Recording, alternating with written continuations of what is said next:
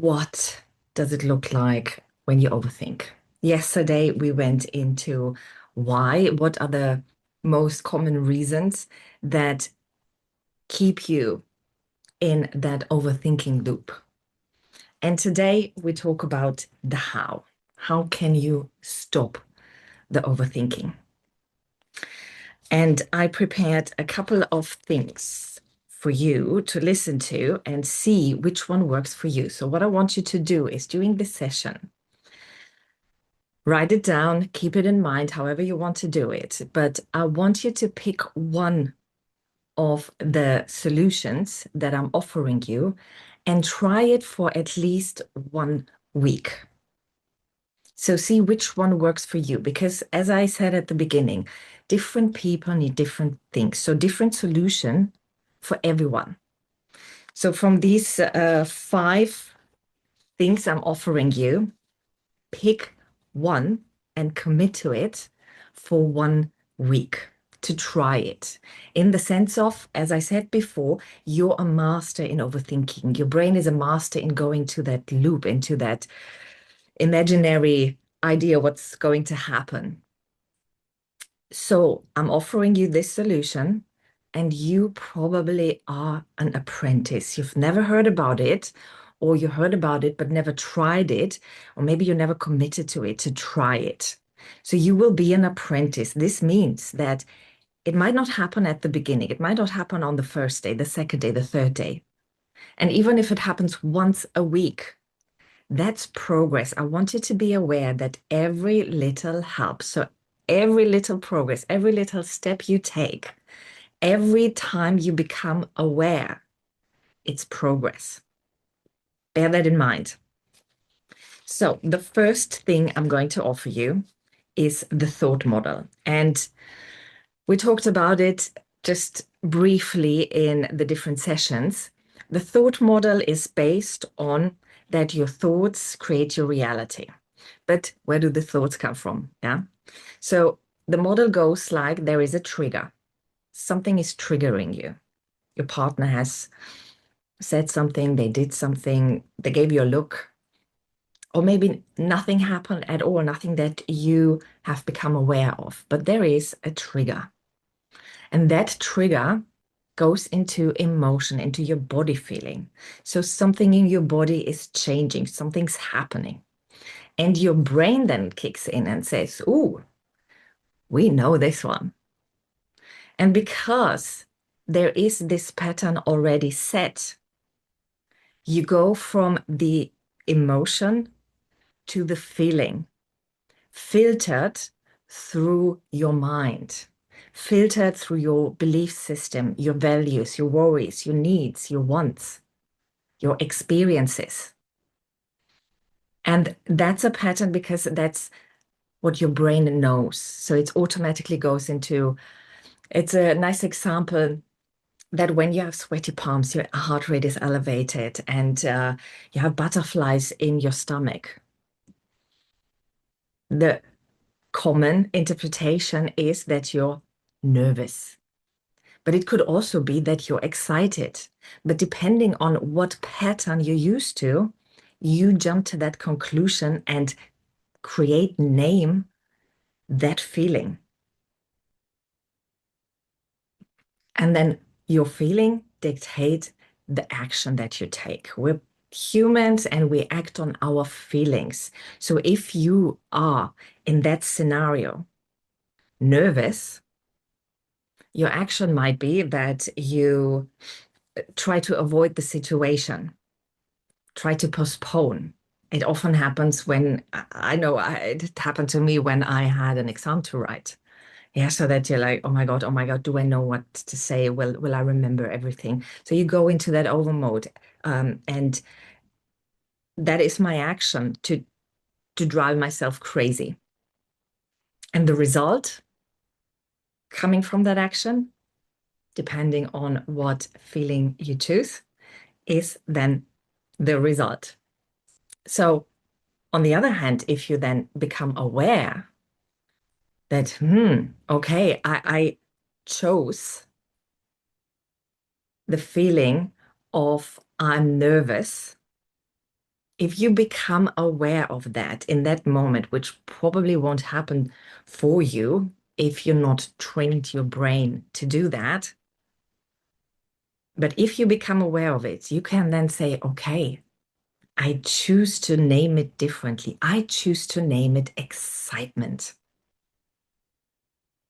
And then your action is probably going into that exam like, yeah, bring it on. I know my shit. I can do this. And with that, you also influence then your body again. So it's you go this way and you can go that way. But that is for you to become aware that your feelings are not random. You pick them, you chose them, you take responsibility for your feelings.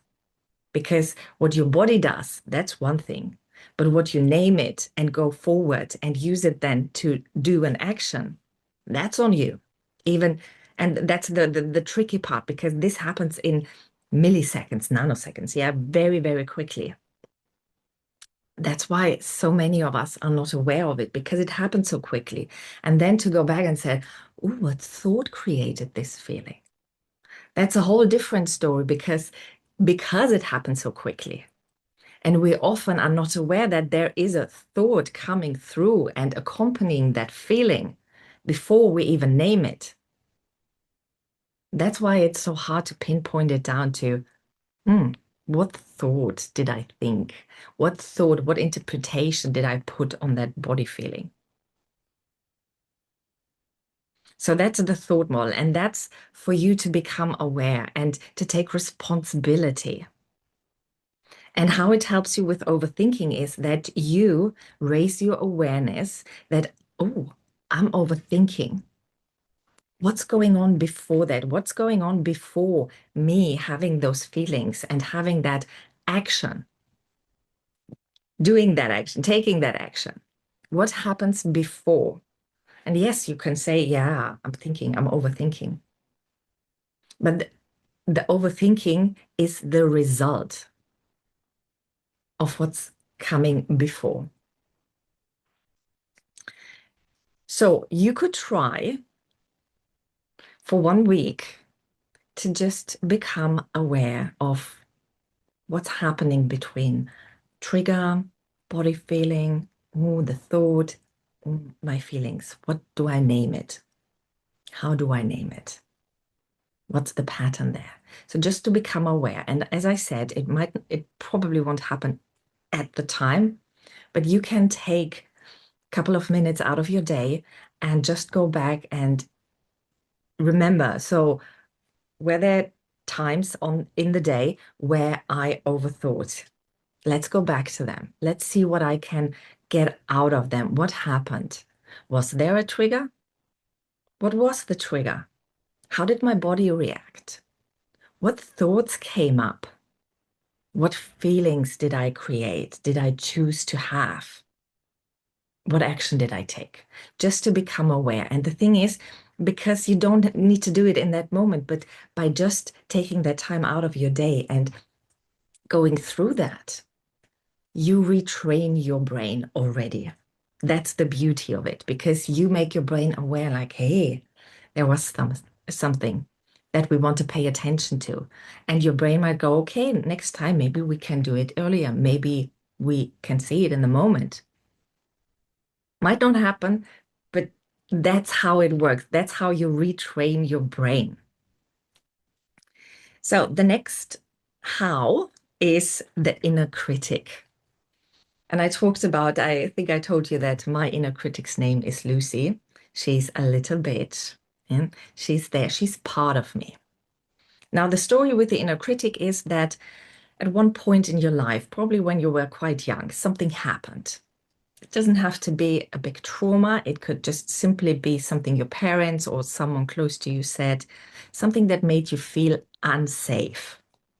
And that inner critic is born out of that feeling of unsafetyness. Might be someone left you, someone shouted at you, any situation. And it's there to protect you. It says, okay, you little thing in your little world with your little brain, You can't make sense of the world. You can't put one and one together to say, oh, my parents shouted at me because they had a stressful day. That's not how it works for a little child. You just see the reaction. You just take that on.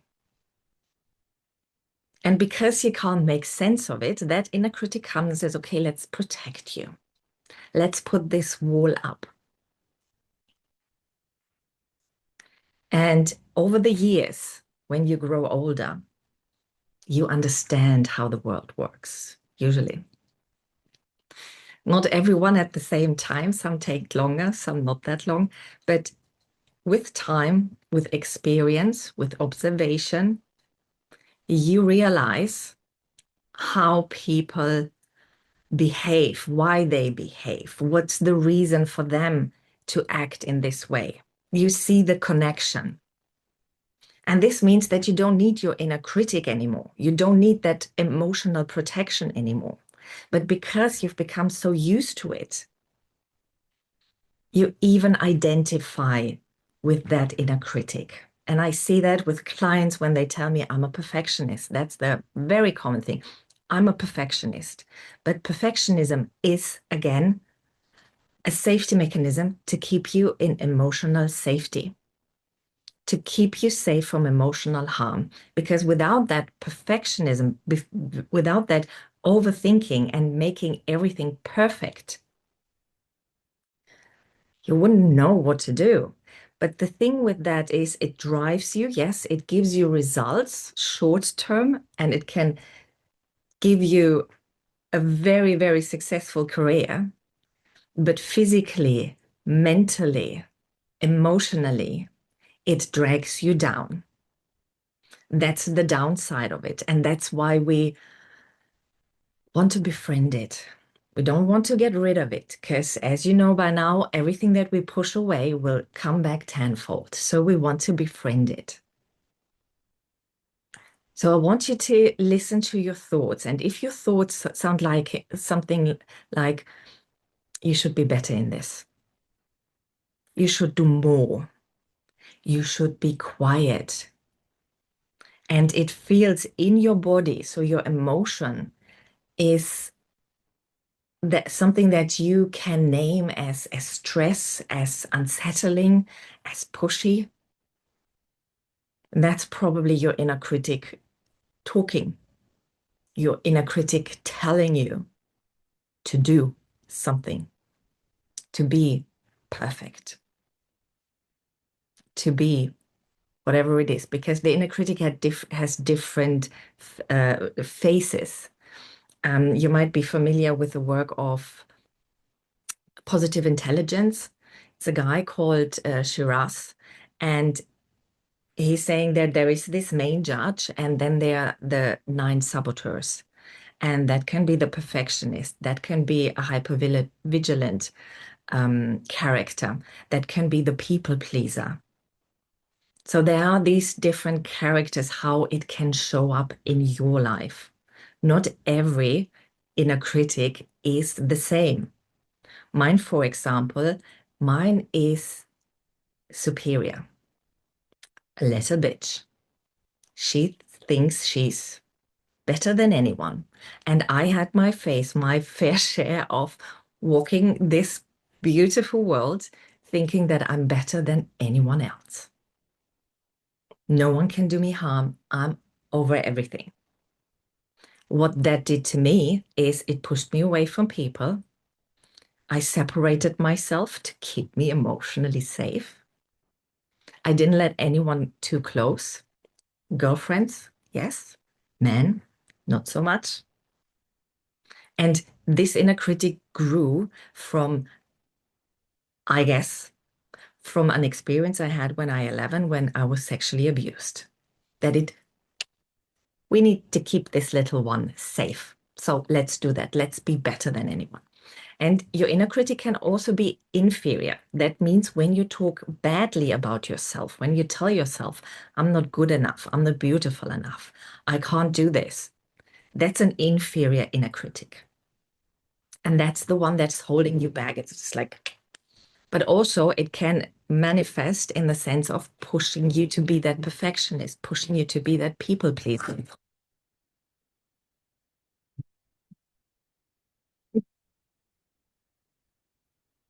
The beauty of having two dogs and always someone. Ja,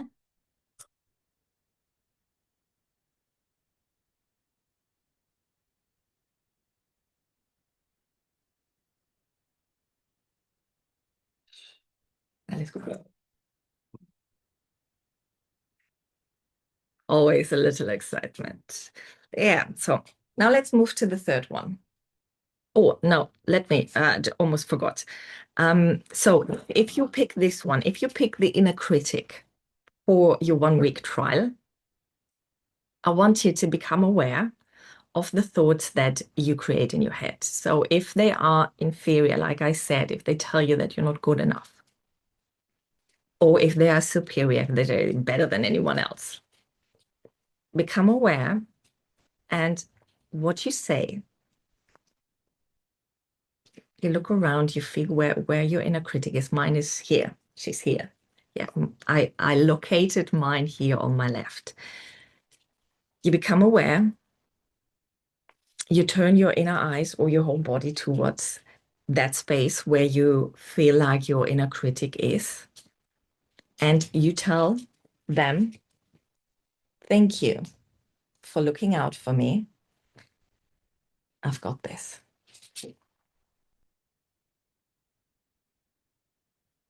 Yeah. That's it.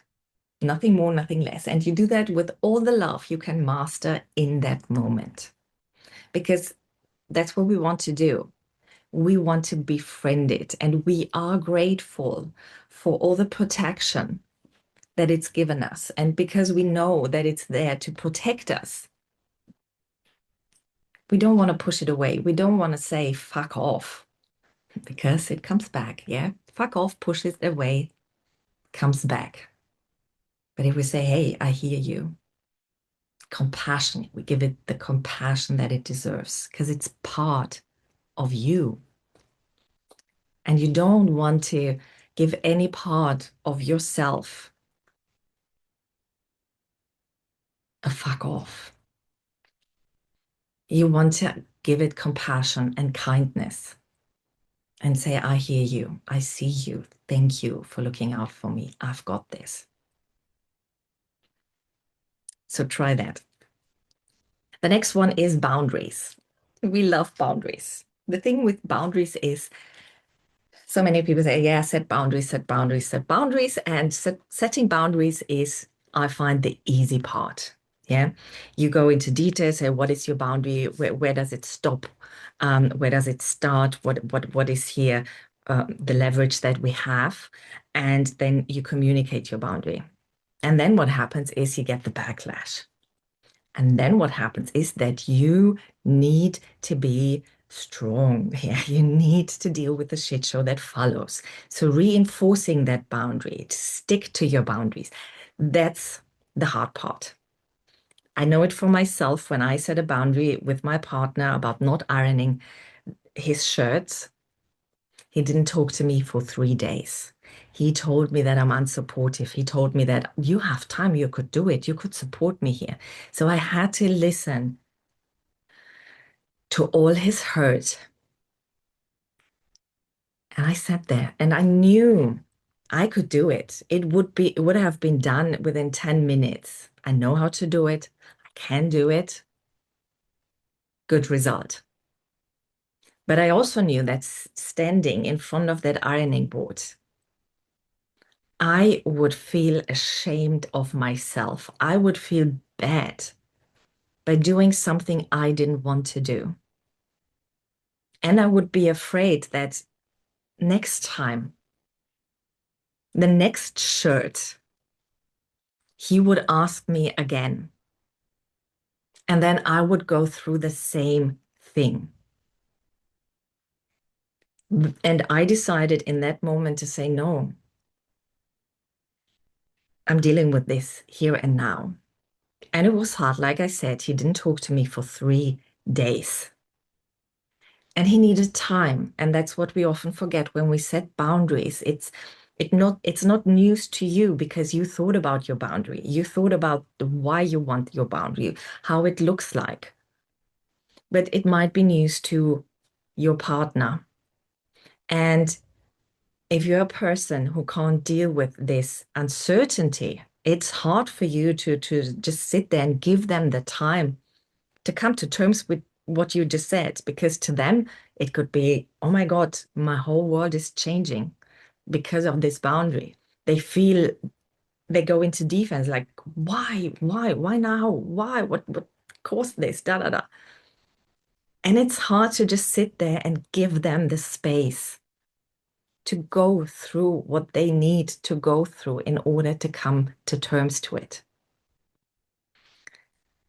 And after those 3 days with my partner and he came to me and we talked about it. And I said to him, I'm not ironing your shirts, yeah? But I'm happy to take them to the dry cleaner and pick them up. I'm happy to do that for you. And he said, okay. And no discussion ever since. Whenever he wears a shirt, he just puts it there and says, can you please take it to the dry cleaner? I say, yeah, I can. And that's what I'm going to do. And that's it. But it took 3 days. I want you to bear that in mind. It takes time for them. It can take a long time, more than 3 days, and it can go quickly. And then you sit down and then you talk about it. You explain to them, and you might feel like they make suggestions of what if we do it this way? And then you listen to yourself, and how does that feel to me? Is this something that I am willing to do? Like for me, like every time he wears a shirt that needs to be cleaned, I take it. Is it something that I can do? I want to do? Yeah. If it wouldn't, then you say no. Because you set your boundaries, but they're not set in stone. So there might be wiggle room, there might not be. Be open to that. So what you can do over the next week is to have a look at your boundaries, because often flaky boundaries lead to overthinking. You might have said at one point, this one thing in relationships is, where does cheating start? Where does cheating end? Have you defined your boundary for cheating? How does cheating look like? Where does it start? Does it start for you when your partner is hugging someone else? Does it start for you when they have sex? Where does it start? Define that. Go through your boundaries and see how clear are you with your boundaries. And then I want you to communicate these boundaries and give your partner time. Be open to what comes next. The next one is letting go of control. And that's an easy thing to say. It's a not so easy thing to do. But the thing is, control is an illusion in any way. You have the responsibility and the choice. So there is your control to choose. You always have a choice. You might not like the consequences, yeah, but you always have a choice. And that's the control that you have. You can't control anyone else. So letting go of control means let them do their thing. Don't take it personally. It's a choice again. If you take it personally, that's your choice. You choose to then put it on you, to make it about you. And letting go of control means everything happens at divine timing. And it's your choice how to deal with it. Because when you control, we come back to the inner critic. That's a form of keeping you emotionally safe. You try to control, you want to be prepared for everything. But what if you just let it go? If you prepare and then let it go and then leave it. Trust yourself, your future self enough to be able to handle whatever comes. We come back to the lack of self-trust that we talked about a lot on day one. Trust yourself because yourself, you are able to do that. You can do that. You can have that trust in yourself. You might not have the experience or you filter the experiences you had in the past in a way that you take as evidence that you can't trust yourself. But what if all of that was necessary to get you to this point, to learn, to have these experiences and say, okay, so far I took these experiences and I blamed it on myself and I told myself that I can trust myself. What if you stop that? What if you tell your critics, thank you for looking out for me. I've got this. I simply decide to trust myself. And then your brain probably goes into overdrive and you overthink. It tries to find all the evidence where you didn't trust yourself. And that's okay because it happened. And that's when we come to acceptance in the gap philosophy that I teach in my course. It's like acceptance. This is what we're dealing right now. This is all there is. These are all the ingredients we have. Nothing more, nothing less. It's just a moment in time that this is the inventory. And yeah, there is this lack of self-trust. Okay, I see you. Thank you for looking out for me. I've got this. So you let it go. You accept it. You fall into surrender. And I know. How the fuck do you surrender? How the fuck do you let go? And you try. That's the easy part. You just try. You simply decide to let go. Does it matter? As I told you yesterday, does it matter? Will this still matter tomorrow? Will this still matter next week? Probably not. Probably it's just your ego again that's scratched, that you want to satisfy that kindergarten behavior. You heard me, I heard you. Let it go. I like to visualize this. I have this little toy tray that comes up and it has these wagons that are open, and then I put that stuff into a bag, close the bag, put it on the train, and I see the train go off. That's my visualization for letting go.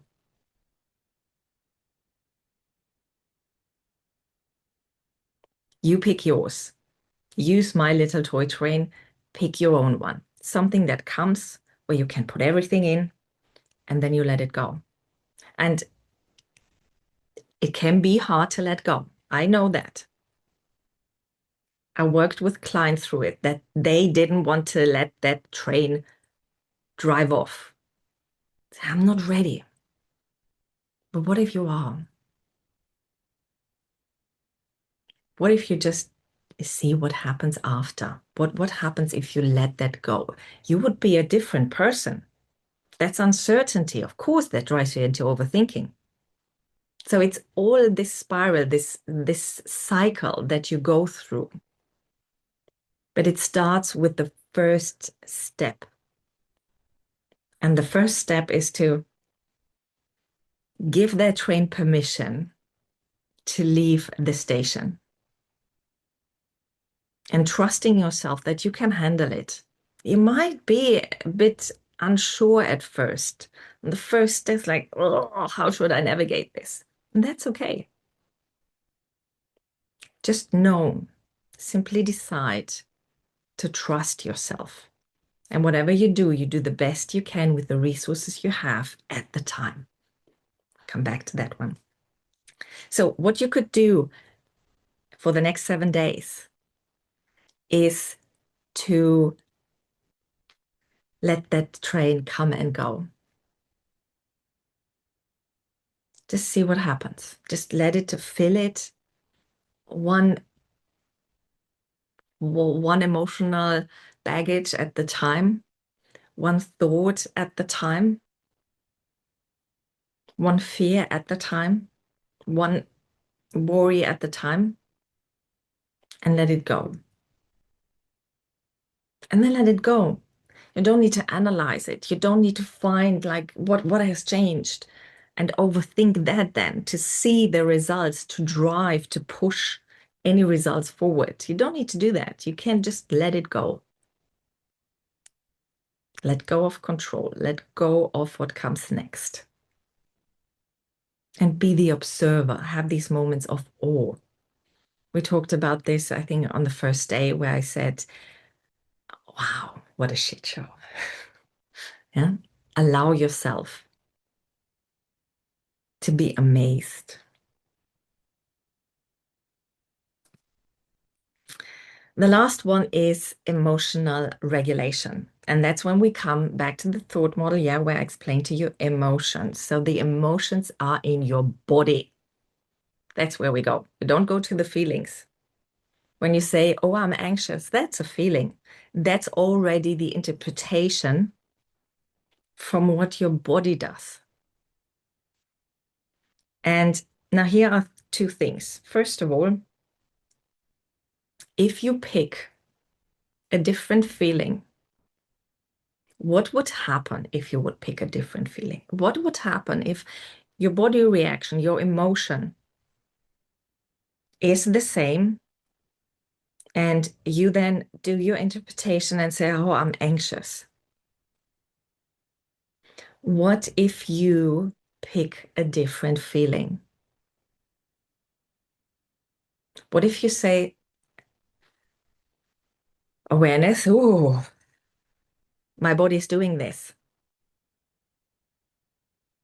And I would call it anxious. What if I call it differently? What if I call it calm?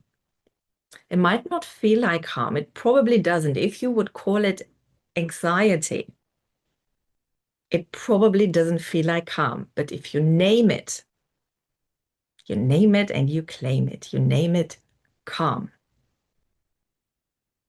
Your brain is like, we're calm. Okay, let me go and see what we can do on the other side. So you reverse that pattern. Go back, like calm. Oh, I'm calm. But here's the thing, we don't want to force it. Because again, forcing means pushing it away, comes back tenfold. But by becoming aware that this is what my body does, you already sit with it. That's the beauty of it. You already sit with that emotion. And then you make the conscious decision to say, I'm naming it differently. And your words create your reality. You see the bigger picture here. Your words create your reality by calling it anxiety. That's your reality then. But by calling it calm, you're already set with it. Your brain is getting the information. Oh, we're calling it calm. And it gives it to the body. It's like, okay, we said we're calm. What do we do with it? How does that feel? What is the body reaction to calm? So you could go back and influence your body reaction, your emotion. You could also just simply sit with it, become aware. So awareness, obviously the first step, you become aware that this is going on, and then you sit with your emotion. You sit there and like, yeah, this is how it feels. I don't name it. I just sit with it. And what happens, and my clients are always so surprised when we do this exercise, is that it goes away. Sometimes completely, sometimes it just loses its power and it's there very, very lightly. But it becomes so, so much easier. And that's all there is. By just becoming aware and not going through that, naming it, acting on it, etc. You just stay in that awareness. You just stay in that emotion.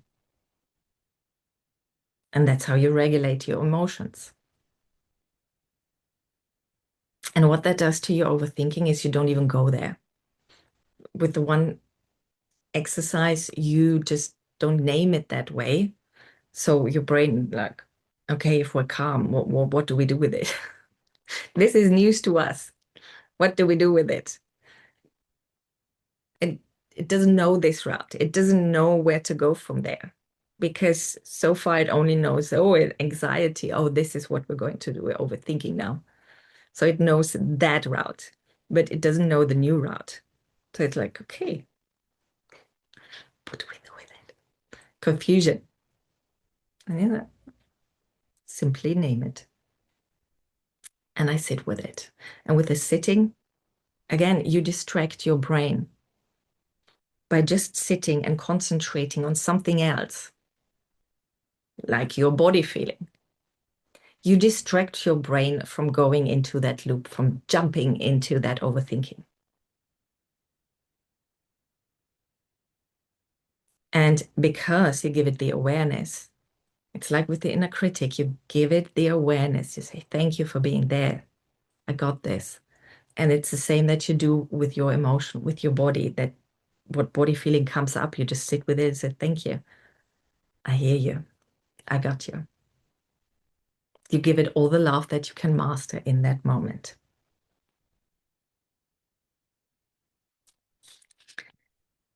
And what you can do for the next 7 days, if you choose emotional regulation, is again, you might not become aware of it in the moment, but you do the same as with the other one. You just take your time, take a couple of minutes out of your day, and you go through a scenario where did I overthink? Where did I name it? Anxiety, overwhelm, whatever you call it. And then you go back into that state, and then you sit with it. And that's it. You sit with it.